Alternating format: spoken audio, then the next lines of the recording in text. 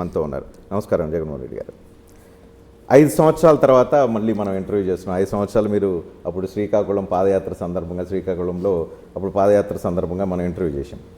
It's a huge success. అంటే YS Jaganmohan Reddy యొక్క రాజకీయ విధానం, అదేవిధంగా అధికారంలోకి వస్తే ఏం చేస్తారు అనేది ఆ రోజు ప్రజలందరికీ అర్థమైంది. తద్వారా మీరు అధికారంలోకి వచ్చారు. చాలా వాటిని అప్పుడు చెప్పిన వాటిని అన్నింటిని ఇంప్లిమెంట్ చేశారు. ఈ 5 సంవత్సరాల తర్వాత మీ సక్సెస్ని ఎంతవరకు చూస్తూ ఉన్నారు? ఎంత పర్సంటేజీ కంప్లీట్ చేశారు మీరు పాదయాత్రలో కానీ మీ పరిపాలనలో?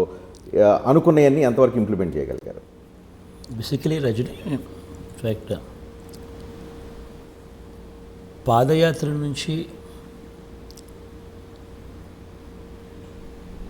పాదయాత్రలో చూసిన సమస్యల నుంచి ఆ సమస్యలకు సొల్యూషన్ వెతుకుతూ ఆ వెతికిన ఆ సొల్యూషన్లను మేనిఫెస్టోలో చాలా డీటెయిల్డ్గా కూడా పెట్టాము. పెట్టిన తర్వాత దేవుడి దయతో ప్రజలందరి ఆశీస్సులతో నేను ఈరోజు సగర్వంగా కూడా చెప్పగలుగుతా ఉన్నాం. చెప్పిన ప్రతి హామీని సొల్యూషన్స్ వెతుకుతూ ఇంప్లిమెంటేషన్ లేక తీసుకొస్తూ చెప్పిన ప్రతి హామీని నెరవేర్చగలిగాము అని సగర్వంగా కూడా చెప్పగలుగుతాం. ఇన్ఫ్యాక్ట్ మేనిఫెస్టో అంటే ఇప్పుడు కూడా గతంలో మనం ఏం చూసేవాళ్ళం, ఎన్నికలప్పుడు రంగురంగుల మేనిఫెస్టోలు చెప్పేవాళ్ళు, అబద్ధాలకు రెక్కలు కట్టేవాళ్ళు. ఎన్నికలు అయిపోయిన తర్వాత మేనిఫెస్టో ఎక్కడుంది అని అంటే కూడా కనిపించుకోకుండా చేసే పరిస్థితి, చెత్తబుట్టలో వేసే పరిస్థితి. ఫస్ట్ టైం ఒక మేనిఫెస్టో అంటే దానికి శాంక్టిటీ అనేది ఎప్పుడు వచ్చిందని అంటే ఈ 59 మంత్స్లోనే అని చెప్పి తలెత్తుకొని చెప్పగలగచ్చు. ఎందుకనంటే ప్రతి సంవత్సరం ఈ మేనిఫెస్టోను ప్రజల దగ్గరికి పంపించాం. ప్రతి సంవత్సరం అమ్మ మీరే టిక్కు పెట్టండి, అక్క మీరే టిక్కు పెట్టండి, ఇవన్నీ మేనిఫెస్టోలో చెప్పాం. చెప్పినటువన్నీ జరిగాయా లేదా అన్నది మీరే టిక్కు పెట్టండి అని. ఫస్ట్ ఇయర్ ప్రాబబ్లీ 85, 86, 87% జరిగితే ఈరోజు 99% ఆఫ్ ది మేనిఫెస్టో ఫుల్ఫిల్ చేసి మళ్ళీ ప్రజల దగ్గరికి ఆశీస్సుల కోసం పోగలిగే ఒక గొప్ప పరిస్థితిని, ఒక గొప్ప వ్యవస్థలో మార్పును తీసుకురాగలిగాం.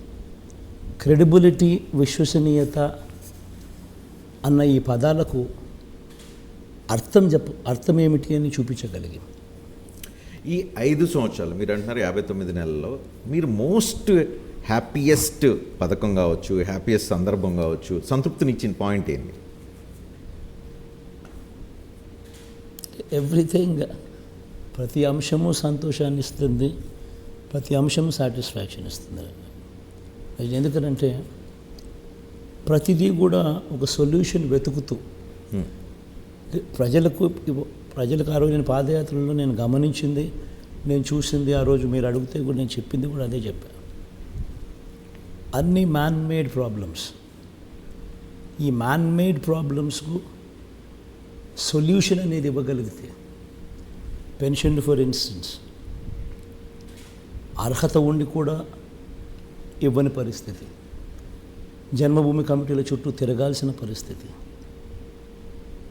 లంచం ఇస్తే కానీ పనులు జరగని పరిస్థితి మన కళ్ళ ఎదుటే కనిపిస్తూ ఉంది. అధ్వానమైన పరిస్థితుల్లో స్కూళ్ళు, పిల్లల చదువులు, ప్రైవేట్ స్కూళ్ళకు వీళ్ళు ఎప్పుడు కాంపిటీషన్లో లేరు, గవర్నమెంట్ స్కూళ్ళు. ఇవన్నీ కూడా ఏదైతే కనిపిస్తూ ఉన్నాయో ఇవన్నీ కనిపించే మ్యాన్ మేడ్ ప్రాబ్లమ్స్. ఈ కనిపించే మ్యాన్ మేడ్ ప్రాబ్లమ్స్కు సొల్యూషనే మన పాలన, ఈ 59 నెలల మన పాలన. అందుకే వస్తూనే ఫస్ట్ పాలన మీద ప్రక్షాళన చేస్తూ అడుగులు వేశాం. వచ్చిన జూన్లో ప్రమాణ స్వీకారం చేశాం. I think if my memory is right I think by August we had volunteer system up and running. And by October 2nd, Gandhi Jayanti నాటికల్లా సచివాలయ వ్యవస్థను కూడా తీసుకొచ్చి అది కూడా మొత్తం రిక్రూట్మెంట్ అన్నీ కంప్లీట్ చేసి ఒక వ్యవస్థను గ్రామ స్థాయిలో నిలబెట్టగలిగాం. ఈ వ్యవస్థల ద్వారా ప్రతి పథకము కూడా అర్హతే ప్రమాణికంగా సాచ్యురేషన్ పద్ధతిలో మనవాడు తనవాడు అనే తేడా పక్కన పెట్టి కరప్షను వివక్ష అన్నిటివి సిస్టంలో లేకుండా చేస్తూ ప్రతి అడుగు కూడా చేయగలిగాము. సచివాలయాల ద్వారా వాలంటీర్ల ద్వారా చేసి చూపించగలిగాము. సో ప్రతి మ్యాన్ మేడ్ ప్రాబ్లమ్ను సాల్వ్ చేసుకుంటూ వస్తూ ఉన్నాం. ఇన్ఫ్యాక్ట్ ప్రతి విషయంలోనూ కూడా స్కూళ్ళ విషయం అయితేనేమి, వైద్యం విషయం అయితేనేమి, వ్యవసాయం విషయం అయితేనేమి, గవర్నెన్స్ విషయం అయితేనేమి, డెలివరీ మెకానిజం అయితేనేమి, ఇంటికి అందించే రేషన్, ఇంటి వద్దకి అందించే రేషన్, ఇంటికి అందించే పౌర సేవలు, ఇంటికి అందించే పెన్షన్, ఎనీథింగ్. ఒక సమస్య, ఆ సమస్య ఎందుకు వచ్చింది అని థరోగా దాన్ని సొల్యూషన్ వెతుకుతూ మేనిఫెస్టో తయారు చేసాం. ఇన్ఫ్యాక్ట్ మేనిఫెస్టోలోనే ఇవన్నీ నేను పెట్టా. ఆ టైంలోనే my brain was functioning. Solution ఏమిటి అని. పాదయాత్రకు మీనింగ్ ఏమిటి? కష్టం చూసినప్పుడు ఆ కష్టాన్ని ఏ రకంగా మనం రిపేర్ చేయాలి అని. సో ఆ కష్టాలను రిపేర్ చేస్తూనే ఈ 59 నెలల ప్రయాణం జరిగింది. So much so that even భూ records, land records first time 100 సంవత్సరాల తర్వాత భూ రికార్డ్స్ అన్నీ ఈరోజు సర్వే చేసి 100 సంవత్సరాల తర్వాత బ్రిటిషర్స్ టైంలో సర్వే జరిగింది. ఈరోజు ఫస్ట్ టైం. ఎందుకు ఇంతకుముందు ఎవరు చేయలేకపోయారు? బికాస్ 15,000 మంది సర్వేయర్లు ఈరోజు అందుబాటులో ఉన్నారు. ప్రతి గ్రామ సచివాలయంలో ఒక సర్వేయర్. గతంలో లేరు. ఆ వ్యవస్థను తీసుకురాగలిగాం కాబట్టి ఈరోజు ఇవన్నీ చేయగలుగుతా ఉన్నాం. రికార్డ్స్ మొత్తం అప్డేట్ అవుతూ ఉన్నాయి. సబ్ డివిజన్స్ జరుగుతూ ఉన్నాయి. మ్యూటేషన్స్ అప్డేట్ అవుతూ ఉన్నాయి. సబ్ డివిజన్స్ అప్డేట్ అవుతూ ఉన్నాయి. సర్వే మన కళ్ళ ఎదుటే రైతుల సమక్షంలోనే సర్వేరాలు పాతి సర్వేలు చేయించి పట్టాలు ఇస్తూ ఉన్నారు.